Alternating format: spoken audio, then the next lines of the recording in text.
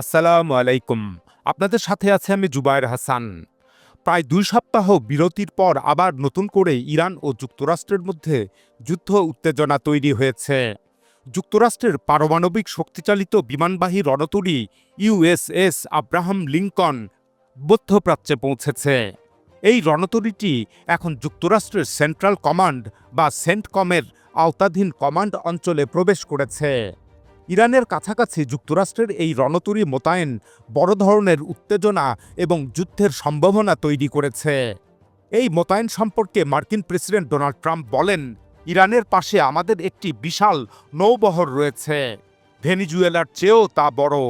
তবে কূটনীতি এখনও চালু আছে। আমি নিশ্চিত যে ওরা চুক্তি করতে চায়। ওরা বহুবার যোগাযোগ করেছে। ওরা কথা বলতে চায়।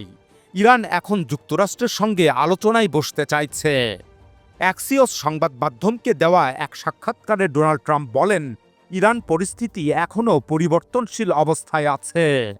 এদিকে হোয়াইট হাউসের কর্মকর্তারা অ্যাক্সিওসকে বলেছেন, ইরানের ওপর সামরিক হামলার পথ এখনও খোলা আছে।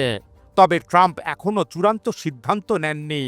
এই সপ্তাহে ট্রাম্প আরও আলোচনা করবেন এবং অতিরিক্ত সামরিক বিকল্প পর্যালোচনা করবেন। ওদিকে একজন মার্কিন সিনিয়র কর্মকর্তা সাংবাদিকদের বলেন, ইরান চাইলে যুক্তরাষ্ট্র যোগাযোগের জন্য প্রস্তুত। এদিকে ইরান বলছে, যে কোনো হামলার জবাব দিতে তারা প্রস্তুত। ইরান সতর্ক করেছে, এই ধরনের যুদ্ধ পুরো অঞ্চলের নিরাপত্তাকে প্রভাবিত করবে। ইরানের শীর্ষ সামরিক কর্মকর্তারা বলেন, যদি যুক্তরাষ্ট্র বা ইসরায়েল আবার হামলা চালায় তাহলে ইরান নতুন যুদ্ধে প্রস্তুত। ইরান কঠোর জবাব দেবে। ইরানের পররাষ্ট্র মন্ত্রণালয়ের মুখপাত্র ইসমাইল বাঘাই বলেন, ইরানের জবাব হবে ব্যাপক এবং অনুশোচনামূলক। এই সংঘর্ষের ফলে সৃষ্ট অস্থিরতা সবার উপরেই প্রভাব ফেলবে। ইরানের পররাষ্ট্র মন্ত্রণালয় বলেছে, ইউএসএস আব্রাহাম লিঙ্কনের আগমন ইরানের আত্মরক্ষার সংকল্পে কোনো প্রভাব ফেলবে না। এদিকে ইরানের আইআরজিসি জানিয়েছে, তারা যুক্তরাষ্ট্র ও ইসরায়েলের সব সামরিক তৎপরতা খুব কাছ থেকে পর্যবেক্ষণ করছে। আইআরজিসির এক কর্মকর্তা বলেন, যুক্তরাষ্ট্র মনে করছে ইরানের বিরুদ্ধে অভিযান হবে দ্রুত ও সহজ, কিন্তু ইরানের সক্ষমতা সম্পর্কে অসম্পূর্ণ ধারণার উপর তারা রয়েছে। আইআরজিসির কমান্ডার জেনারেল মোহাম্মদ পাকপুর বলেন, তার বাহিনী আগের যে কোনো সময়ের চেয়ে বেশি প্রস্তুত। যুক্তরাষ্ট্র ও ইসরায়েলকে সতর্ক করে তিনি বলেন, তারা যেন কোনো ভুল হিসাব না করে। আমাদের আঙ্গুল ট্রিগারে রয়েছে। এদিকে তেহরানের ইনকিলাব চত্বরে একটি বিশাল দেওয়ালচিত্র উন্মোচন করা হয়েছে। চিত্রটিতে দেখা যায় একটি ক্ষতিগ্রস্ত মার্কিন বিমানবাহী রণতরী, তার ওপর ধ্বংস হওয়া যুদ্ধ বিমান, আর রণতরীর ডেকের ওপরে রক্তের প্রবাহ ধারা। ছবিটির নিচে ফার্সি ও ইংরেজিতে লেখা আছে, যদি তুমি বাতাস বপন করো তবে ঘূর্ণিঝড় কাটবে। এদিকে লেবাননের সশস্ত্র গোষ্ঠী হিজবুল্লাহ সতর্ক করেছে, ইরানের বিরুদ্ধে যুদ্ধ শুরু হলে তারা নীরব থাকবে না। হিজবুল্লাহর নেতা নাইম কাসেম বলেন, ইরানে হামলা হলে লেবাননের এই সংগঠন নিরপেক্ষ থাকবে না। হেজবুল্লাহর পাশাপাশি মধ্যপ্রাচ্যে ইরান সমর্থিত আরও দুটি সশস্ত্র গোষ্ঠী ইরানের পক্ষ নিয়ে হুঁশিয়ারি উচ্চারণ করেছে।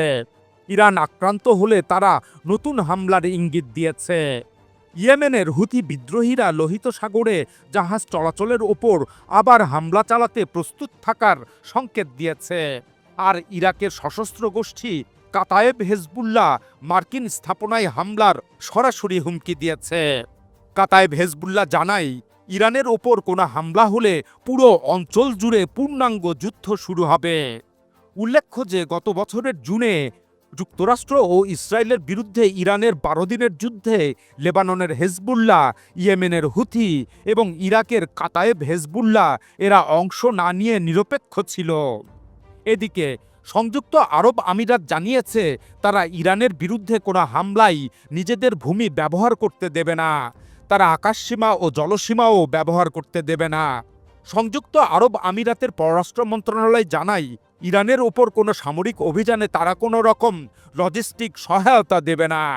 বস্তুত সংযুক্ত আরব আমিরাত যুক্তরাষ্ট্রের ঘনিষ্ঠ মিত্র হলেও ইরানের সঙ্গে তাদের সম্পর্ক জটিল এবং উভয়মুখী। একদিকে ইরানের সঙ্গে তাদের বাণিজ্যিক সম্পর্ক শক্তিশালী, অন্যদিকে আঞ্চলিকভাবে তারা ইরানের বিরোধী অবস্থানে রয়েছে।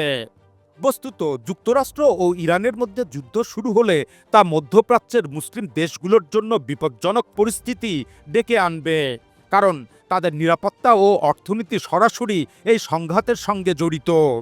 ইরানের সরকারকে উৎখাত করার উদ্দেশ্যে যদি কোনো যুদ্ধ হয়, তার প্রভাব শুধু ইরানেই সীমাবদ্ধ থাকবে না, এই প্রভাব পুরো অঞ্চলে ছড়িয়ে পড়বে। এমনকি তা পাকিস্তান, আফগানিস্তান, তুরস্ক, আজারবাইজান ও মধ্য এশিয়া পর্যন্ত ছড়িয়ে পড়তে পারে। আসলে ইরানের আঞ্চলিক প্রভাব দুর্বল হলেই যে স্থিতিশীলতা আসবে তা নিশ্চিত নয়। আর এ কারণেই ২-৩ সপ্তাহ আগে ইরান যুক্তরাষ্ট্র যে যুদ্ধ উত্তেজনা তৈরি হয়েছিল তা থামাতে সৌদি আরব, তুরস্ক, পাকিস্তান, কাতার এসব দেশ সক্রিয় হয়েছিল। সে সময় এসব মুসলিম রাষ্ট্রের উপদেশ আমলে নিয়ে ডোনাল্ড ট্রাম্প শেষ পর্যন্ত ইরান আক্রমণ করেননি।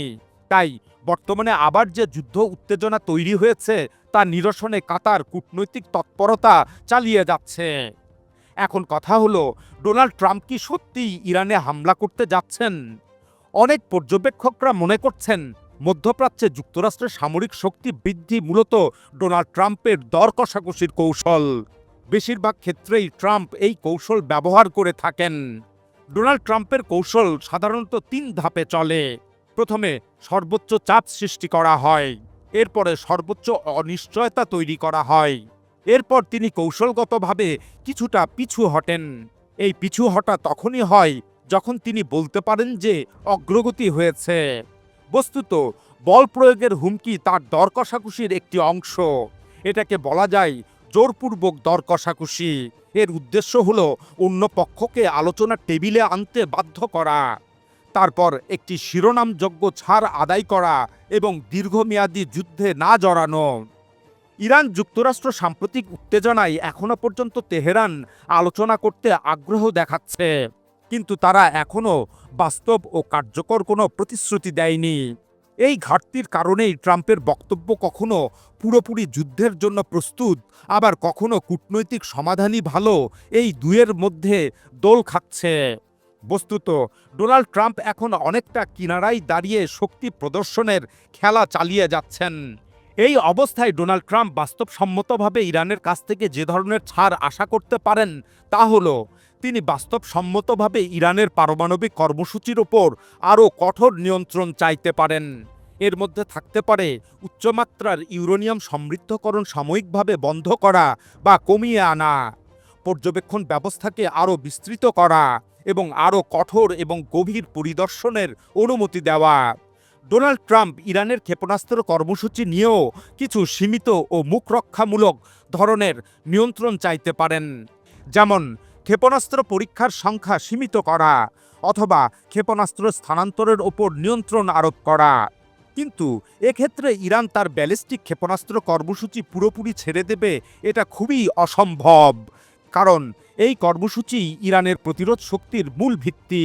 তবে আঞ্চলিক নীতির ক্ষেত্রে ইরান হয়তো নিজেদের মিত্র সশস্ত্র গোষ্ঠীগুলোর তৎপরতা প্রকাশ্যে কিছুটা নিয়ন্ত্রণের কথা বলতে পারে, অথবা দায় অস্বীকার করার সুযোগ রেখে কিছু প্রতিশ্রুতি দিতে পারে।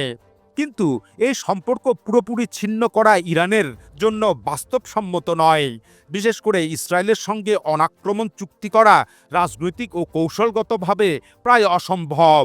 এখন প্রশ্ন দাঁড়ায়, ইরান বারবার বলছে হামলা হলে তারা পাল্টা আঘাত হানতে সক্ষম। তাহলে এই অবস্থায় ইসরায়েল ও যুক্তরাষ্ট্রের ওপর ইরান কী ধরনের ক্ষতি করতে পারে? এর উত্তর হলো, ইরানের সবচেয়ে বিশ্বাসযোগ্য প্রতিশোধ হবে অ্যাসাইমেট্রিক রিটালিয়েশন বা অসম যুদ্ধ কৌশলে পাল্টা ধ্বংসাত্মক আঘাত, এবং তা হবে আঞ্চলিক পর্যায়ের। এর মধ্যে থাকবে প্রক্সি গোষ্ঠীগুলোর মাধ্যমে হামলা, সমুদ্রপথে বিঘ্ন সৃষ্টি করা এবং এমন লক্ষ্যবস্তুতে আঘাত যাতে প্রতিপক্ষের যুদ্ধ খরচ বাড়ে ও অর্থনৈতিক বিপর্যয় হয়। এছাড়া ইরান সরাসরি যুক্তরাষ্ট্রকে আঘাত না করেও যুক্তরাষ্ট্রের মিত্রদের অবকাঠামো ও লজিস্টিক ব্যবস্থায় আঘাত করতে পারে, বিশেষ করে ইরান যদি মনে করে উপসাগরীয় দেশগুলো যুক্তরাষ্ট্রের হামলায় সহায়তা করছে, তাহলে সেসব স্থানে ইরান হামলা করতে পারে, হরমুজ প্রণালী পুরোপুরি বন্ধ করে দিতে পারে। ইরান ইসরায়েলকেও সরাসরি আঘাত করতে পারে। এটি ইরানের জন্য অনেক বেশি ঝুঁকিপূর্ণ হলেও ইরান তার অস্তিত্ব রক্ষার ক্ষেত্রে এ পথ বেছে নেবে। তবে মূল কথা হলো, ইরান তার পাল্টা আঘাতের কৌশল নির্ধারণ করবে যুক্তরাষ্ট্রের হামলার ধরন দেখে। যুক্তরাষ্ট্র যদি শুধুমাত্র ইরানের আইআরজিসির স্থাপনায় হামলা করে, সেক্ষেত্রে তাহলে ইরান সীমিত পাল্টা আঘাত করতে পারে। কিন্তু যুক্তরাষ্ট্র যদি ইরানের সর্বোচ্চ নেতা খামেনিকে লক্ষ্য করে হামলা চালায়, তাহলে ইরান কঠোর ও বিস্তৃত প্রতিক্রিয়া দেখাবে। এখন এ পর্যন্তই। আল্লাহ হাফেজ।